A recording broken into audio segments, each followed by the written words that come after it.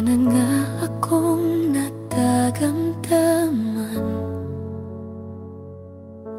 sa matag kutlo nga akong nabuhi.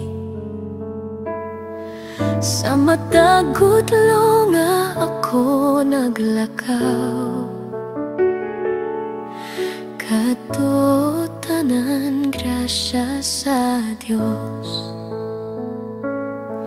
Ang pagsubang sa adlaw sa buntag, ug ang pagsalop sa adlaw sa gabi. Ang mga bulak namulak ug namunga, kadto tanan grasya sa Dios.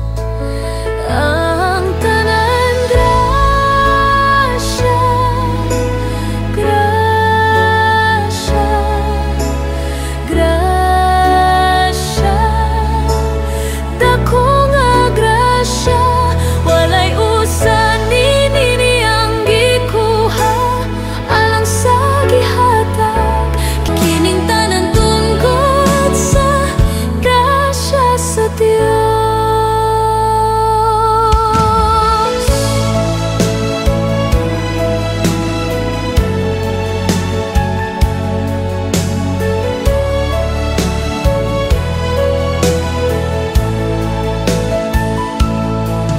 Natawo ako ug nabuhi dinhi sa yuta, gikan sa akong pagkabata hangtod karon. Naginhawa ko ug nabuhi,